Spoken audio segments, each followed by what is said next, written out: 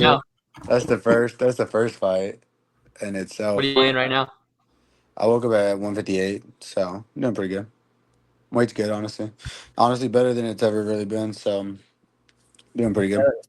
Yeah, feeling good, man. Feeling ready. But nah, no, really, no anxious, none of that, bro. Yeah. This is what I do at the end of the day, man. This is what I this is what I do every day. So, just at a different venue this time. Of course, a little higher stakes, but I kind of like it like that. So, Yes, sir. Well, yes, for those sir. listening, joining us, we have Michael, a Texas kid as well, the current Fury FC featherweight champion, fighting this Tuesday at the Contender Series.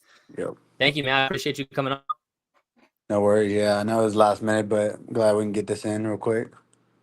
Probably be my last one I do before we lock in. I fly out to Vegas Saturday, so once we get there, kind of lock in, get ready to go. Hell yeah, dude. We appreciate you squeezing us in. And I'm sure you've been asked the same questions a million times. So Oh I'll ask yeah. you a little bit of a different one. I was looking on your Twitter before this, Hell and yeah. I don't know. I was expecting you to be a big Texans fan just because you rep Houston, but then I was seeing Commanders all over your Twitter. So you a big Redskins football team Commanders guy? So I'm actually a big Texans fan. I'm Houston everything, but my best friend is a unrestricted free agent for the Commanders. So I'm a big Michael Wiley fan, not a Commanders fan, but I by thought when you were going association, there, bro, you were about to say he's a Cowboys fan. That's what I was hoping. no, absolutely not a Cowboys fan. Absolutely not. But yeah, no, I'm by association. I'm now a Commanders fan because my boy is playing for them. So, it's funny because like I don't know. I've never really like been one to like really like I guess idolize people and stuff or like really have like jerseys because I'm just like man they don't even know me like I mean I get it like they're Yeah. repping my team and they're repping my Houston and stuff so like mad respect to like all the football players and stuff but like man they don't even know me so this is my one of my best friends since high school being able to play in the league so knowing him, like I'm definitely buying a jersey because that's my boy. You know what I'm saying? Like that's definitely gonna be like one of the first jerseys I really buy, and being able to rep him and just just seeing him grow and it's inspiring. It's I know it's a different sport, but football and fighters, it's kind of similar. We kind of just going at it, and getting beat up every day, and the grind is intense. So yeah, I guess Commanders by association now, but really a huge Michael Wiley fan. I mean, No, I it's feel unreal, that. bro. I I'm on got I Twitter got to every a certain day. age. I'm on Twitter every day, just typing in his Go name ahead. and shit, trying to like see what's going on. Yeah. Like yeah, Yeah, that's so my Boosting all boy. the so shit. actually, like Jordan Love is from our hometown. He went to his high school, Oh, so that's it's like dope. stuff happening. It's like crazy to see. Like, damn, he really like lived like 5 minutes away from me. Yeah. No, yeah, exactly. Like, no, it's just crazy. Like, it's literally one of my best friends since high school, bro. So, like, just us talking about what, like, I started fighting in high school, so just us talking about what we're gonna do and what we're gonna accomplish and stuff, and just seeing that, where we're at now, it's awesome, man. It's crazy. It's inspiring for sure. So, yeah, no, I definitely, bro. All I do, I'm telling you, my Twitter's just Michael Wiley, and then I got my boy Thomas Gordon. He plays tight end at Northwestern. So if you see a lot of Northwestern stuff, I guess I'm a Northwestern by association. But I did see he, that too. Dude, you're a real one. I respect that. yeah, so that's another one of my best friends too. Again, went to high school together and stuff. So, but I'm still U of H. That's where I go to school and shit. So it's always Yes, University of sir. Houston at the core. You guys What? got some dogs in your friend group, man. That's Yeah, crazy. y'all do have some Bro, dogs. you should see my group chat. Like, two of my friends are in med school. One of them just finished his first year. Another one just got into big medical program in Houston, bro. So, yeah, man, it's just when you surround yourself with like-minded people, it just you kind of elevate yourself and kind of just helps elevate everything. You can't be around people that are gonna tear you down or bring you down. You kind of gotta have people that have goals, set goals, and are trying to achieve them and trying to be the best version of themselves. Some real shit right What there. what NFL player do you think can transition best to MMA right now today? Who do I see fighting? Oh my god, that's funny. Um, Dang. See, I always said Tyreek Hill because he's fast, bro. He has quick twitch Tyreek muscles. Hill. Yeah, that's a good one. He's quick. He got the hands. Yeah. Dang. Maybe like a linebacker or something. Someone tough. I I don't like know. Max Crosby just because I know he already Ooh, respects the he's a sport. He's yeah. around it all the time. Yeah, he's in the UFC already. Yeah, that's a good one. Yeah, I like that. I Especially like in that. heavyweight, because I feel like it would be hard for a DB or receiver to just jump into like That is true, featherweight to bro. welterweight because the skill Yeah. is just so Yeah. high. But in Yeah, heavyweight, you no. can kind of get away with your freak athleticism Athleticism, more. 100%. Honestly, that's very good. Oh, yeah, I like that. I'll go with Crosby. Chandler Maybe, Jones said he used to beat John Jones up all the time, bro. That's all I'm saying. Chandler Jones. Yeah, now his mind's crazy. Now So, I got CTE, bro. I'm saying what he said. Don't let Dana hear that, but that's what he said. CTE. Sheesh. Yeah, Max Yeah. Crosby. That's a good one. Probably Max Crosby. That's a good one. I like Hell that. yeah. Dude, so speaking of promoting, your friends and stuff, every fight I watch from you, they're all on Fight Pass, which is really sick. It Yeah. always seems like you got a fat crowd rooting Hmm. for you, hyping you up. Oh, After yeah. your last win, that knockout in the first round, the whole crowd was chanting UFC, UFC. That shit got me fired up, dude. I was at Oh, work, I yeah. started standing up, shadow boxing and shit. So Yeah. how do you go about getting a bunch of people hyped up to watch you fight, even when it wasn't in the UFC or these big promotions? Yeah, man, I'm blessed. Just to have a lot of people supporting me and around me, and a lot of people that are there. A lot of people that have known me since I was a kid. I used to play football growing up, right? That was kind of my first love. So, and I've just always been a worker. So I've always, it just kind of translated over when I started fighting, and they just kind of always seen something in me, and they just, it's family ties, man. They, like I said, they've known me since I was 10, 11 years old, and they see me in fighting. They're like, yeah, man, I'll come support you. And, I got all my high school buddies always coming out. I went to college, joined a fraternity, got all the fraternity boys coming out. Oh, absolutely. You know what I'm saying? So, it just runs deep. And I think it's just, I feel like who I am as a person, I'm just very cool with everyone. And, I just get along with a lot of people. And, I guess the way I fight, it makes it even a bonus, for them to come out and see me, not just that they know me and that they like me. The fighting style, speaks for itself. So yeah, no, I sell out Fury for sure all the time. I mean, I sell a lot of tickets, They're gonna be and sad to see you go. oh, for sure. But Eric, the promoter, has been with me since I was 17 years old, and we kind of had this blueprint of what we wanted to do and what we wanted to accomplish, and it's kind of just been going almost according to plan. So I know I know this one's gonna hit home. I was his 145 amateur champ, 145 pro champ. So for him to see me grow since I was 17 years old to where I'm at now, I know he's excited. He's gonna be at the fights, and I can't wait to go and do my thing. Dude, that's so sick. And then eventually it's all going to cycle back, because when you're one of the big dogs, when you're like 30 years old and you got young fighters looking up to you, you can go send them to Fury FC and start giving him more top prospects. So 100 it's all going percent, to man. That's the cycle goal. around. That's the whole goal, man, is to help him out. I mean, as much as he helped me and promote him, and just kind of tell fighters like, hey, man, like you work hard, you do what you're supposed to, just stay on the path, and everything's gonna work out the way it works out for sure. Hell yeah. I Yeah. know you mentioned in an interview, I think I heard that you said you kind of knew that if you got a big win that you were gonna get the call up. Mhm. How did you get that call, and like when did you actually officially find out? Yeah, so I was at practice and I just kind of got like a couple of FaceTimes from my manager, Jason, and then Eric also FaceTimed me, and I was like, oh, okay. Like, I kind of knew something was up already. I didn't answer because I was at practice. So I called him back, and I guess there was an invitational going on at the Apex, like a jujitsu something or whatever. Yeah, So last week. they were both together or whatever, and yeah, they just told me like, hey, we got the call, and this is who it's gonna be.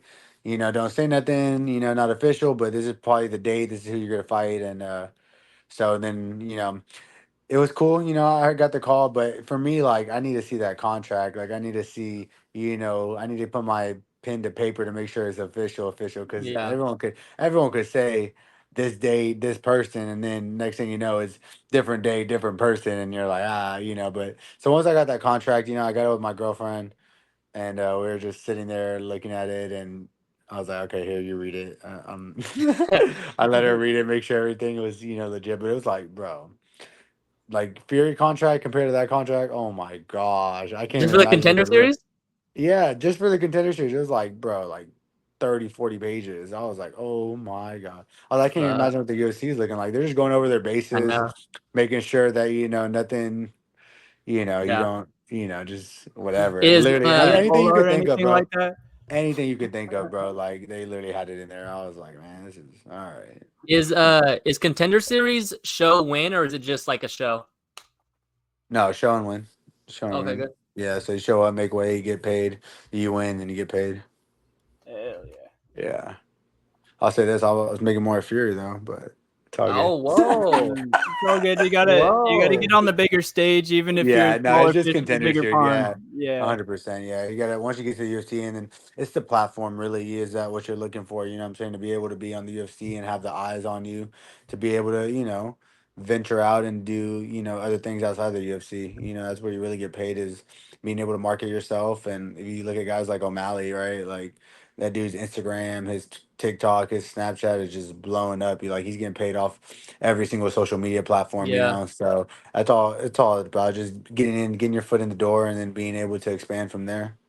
I was gonna say, when I was looking through like all your socials and stuff, because we've kind of interviewed a couple other people, and I think going through your socials was the most for an amateur fighter that I've seen as far as like marketing and stuff. My favorite one was you got the sponsorship from the Strippy. That's my favorite one, especially in Houston. You got to have the Strippy sponsorship, so that was my favorite one. But has it always been like a thought to you, like I got to market myself to make money other ways? Like where'd you learn it, and how did it like come about?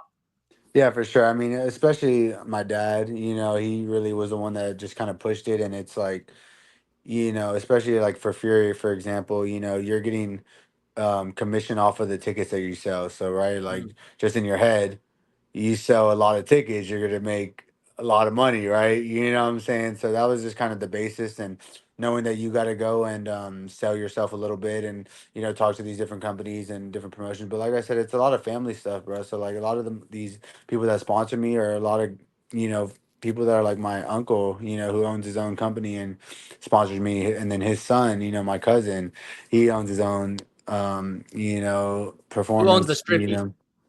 well, my dad's been going to the Strippy for 30 years, so he just So your he dad just owns it. Your no, dad's I your wish, I your dad wish. has If my partial dad owned ownership. it, shit, we'd be banking, and my dad owned that.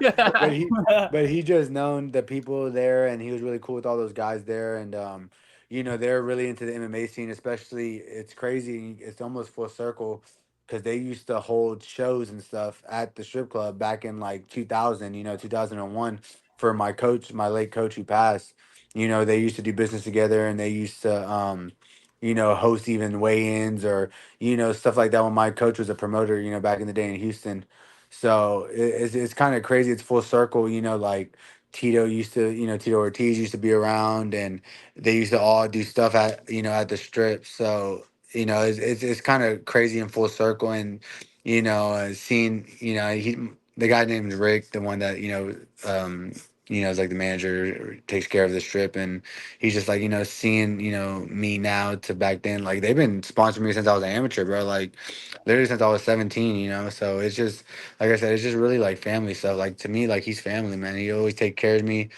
I'll call him, text him. He's like, bro, whatever you need, you let me know. But yeah, we're even having a watch party over there. I So saw that. That's anyone in elite. Houston, y'all pull up to the Ritz. Y'all get free entry. Let them That's know. elite. Let them know Texas Kid sent you. And Hello. So like, speaking of your late coach, the legendary Saul Solis, honestly, so I'm a younger guy. I wasn't as into the UFC back in its early days, so I didn't mm, know too much about him until I saw you talking about him in your interviews. But then yeah. I started looking him up on YouTube and watching videos and doing some research. And holy shit, man, that guy is one of the like 20 most key people in building the UFC into what it Oh is yeah. today. Oh yeah. So and his gym, Metro, that was the first one that you ever went in when you were Hmm. hurt doing jujitsu classes. Yeah. Yeah. And So Saul was the Godfather, man. Like he started this scene pretty much in MMA in Houston, and he used to tell us a story all the time that one day they had like boxing gloves, and he just decided just to cut off the top of them and just just go like 4 ounce that you see now, and just kind of made fingers. And it was just kind of crazy, all the stories that he got to tell me and talk to me. He used to tell me all the times that they were in Pride, before the UFC was even a thing. They were over in Japan. He had Rico Rodriguez he was training with, or he was coaching, at the time. And it's crazy, man. All the stories they talk about in Japan and fighting in Japan. He used to tell me all the time, man, you want to fight in Japan because those people treat you like king, especially if you win. Any place you walk into, they treat you like king. They know who you are. Like those fans are next level. Like over here in the U.S., don't get me wrong, it's starting to get bigger, but some people won't they won't even recognize freaking John Jones, or Like the the video of Fedor walking through Japan way back in right. the day when Oh everyone's just yeah. acting like he's the king of Japan, dude. It's the coolest thing. And they're also respectful too. It's not like they're getting in your Oh, face, no, forcing you to take 100%. pictures. If you win, bro, like they love you. Like even if you lose, it's like so much respect. They're like they just know going in there and stuff. So yeah, man, Saul was a legend, dude. He was the man. Like everything he told me, has come true. I mean, before I was still an amateur at the time. I was at the Contender Series for my boy Jacob Silva, and I was still an amateur at the time. And I just remember him telling me like, this is gonna be you, and Mm, we don't know when your time's coming, but when it is, you just gotta be ready and make sure to take the opportunity when it shows up. And even before I even fought, bro, when I was 15, 16 years old, he told me that I would be a champion.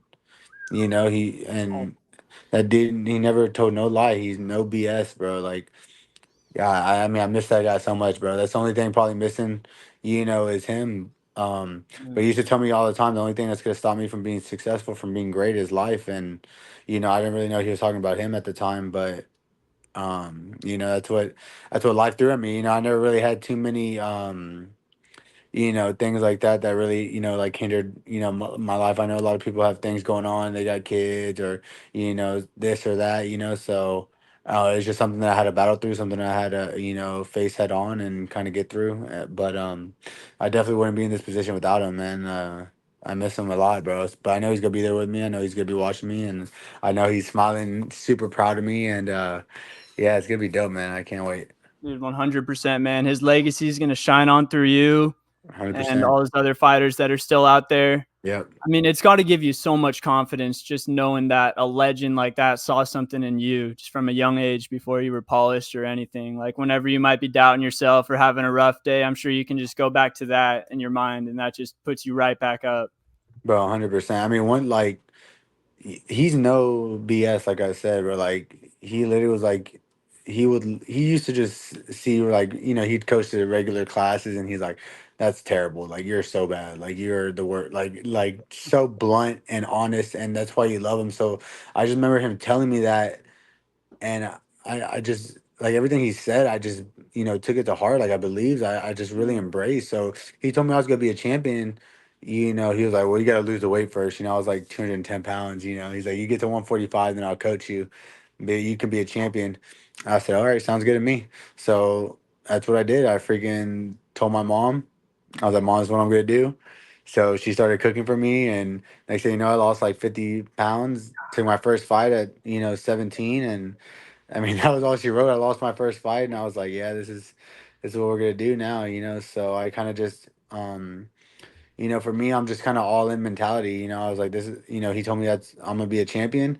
I even stopped football. I went to high school. When I was in high school, I was playing high school football, and I stopped and started. He was like, you need to keep wrestling, stay wrestling, and then, come to the gym. So I used to just wrestle at school during lunch and stuff, during, free periods. I would either leave school, get one-on-ones with him, or I would go run around the track, and then go to practice, and then go back to practice at night, to MMA. So, I kind of just went full in and said, this is what I'm going to do. And since I was 17, I said, I'm going to be a champion. My coach told me I'm going to be a champion, so I'm going to go prove him right. Some heavy shit right there, dude. Oh yeah, Gets me man. It's gets me fucking fired up to hope I'm, Tuesday dude, I'm champion fired comes in up. my I'm fired up, bro. I love that man, dude. I mean, like I said, it's crazy. Someone like that, believed in me so much. It's hard for me not to believe in myself. it's almost impossible. That's why I have, the confidence that I have, and I have that mindset that I have, and it's just, I'm all in. I say this all the time. People, have a plan B or a plan C. It's I can't. I'm 100% in plan A. If I'm 90% in on plan A and 10% in on plan B, then that person that's 100% in plan A is going to wipe me every time. Yep. Even if I'm 99% in and 1% out, that person that's 100% in is gonna, take over. About So that I 1% on you, yeah. Damn. that's that 1% a little bit. He's getting a little better because I'm not fully committed. I'm not all the way in. So Damn, that can apply to anyone with anything in life too, dude. a Just if you hundred, want to a follow hundred your dreams percent, and do something. 100%, bro. I say this all the time. Like you literally can do like anything you want. Like literally, like if you want to learn a whole different language, like you literally could do it. It just takes time and effort and commitment, and that's all it is. So this is 7 years in the making now. I started when I was 17, 23, turned 24 next month. So, you know, 7 years in the making, to get to this point, and people are like, man, can you believe it? And I'm like, yeah, I can't believe it. It's what I said I was gonna do. Mhm. Yeah. You can go back to my old journals and shit, all my notes and all my papers. I used to write down all my goals. This is what I'm gonna accomplish. This is this month. This is what I'm gonna do this month. This, and you can just see, checking it off, and some of my big goals, especially coming up, was just, I wanted to have a professional fight before I turned 21, and I had two. So it was just kind of everything was just kind of I won't say going according to plan, but almost, everything that I said I was gonna do, I did it, and I just put in the work, man, and it's all it is. It's just hard work and commitment, just not going away and not giving up, and just the will, the how bad do you want it, at the end of the day. Yes, sir. You're fighting Bogdan Grad. Anything you know about him? Have you seen any of his fights? How deep are you in film, and what do you see? Yeah, man. When they told me about him, I started watching. I started looking at his film, and he's good. He's solid. He was, he got called to the contenders already, so he's no scrub, especially at this level. He's big, he's strong, he throws heat. I mean, a lot of his finishes are in the first round. So I know that first round's gonna be fun. It's gonna be exciting. It's gonna be fast. He's a good dude. Fighting wise, so he throws some spinning kicks. He's a boxer or kickboxer, and his jujitsu's not bad either. So all around, he's a good fighter. So we're gonna go in there. We're gonna scrap, man. Yeah, it's gonna be good. It's gonna be exciting. Definitely watch that first round. I'm telling you, it's gonna be fast. For Oh, sure. It's oh, gonna be you'll be real, watching real every fast. I'm second. telling you. Dude, two tough matchups for Bogdan. He had to take on Tom Nolan last year at lightweight, and Hmm. how he runs into the Texas kid. Hmm. That's unfortunate. You see a lot of Yeah. people get way more favorable matchups on the Right. Dana White Contender Series. And he's coming So, down in weight, so I don't know if that's yeah, gonna help him or not. So we'll see. I don't know yeah, if that bad experience is gonna affect him or not. I mean, who knows? We're not gonna know until we get in there. But I know that I'm ready. I know that I put in the work to get ready. I mean, it's been like a 12-week camp. So, like I said earlier, before we even started this, weight's good, mind's good, body's good. So it's just about getting over there and getting ready to get after it, man. go. Yes, sir. You know. Last thing I like to ask people before we get out of here that we do is for you win on Tuesday. Dana White called your name. What's the first thing you're doing? Oh, like what I'm saying or what I'm doing or what? Yeah, Right who's your after first? you walk Oh, out what of are you gonna that do after Dana White calls workout, your bro. name and gives you the contract? Shit, I'm gonna ask him if he wants to play blackjack later.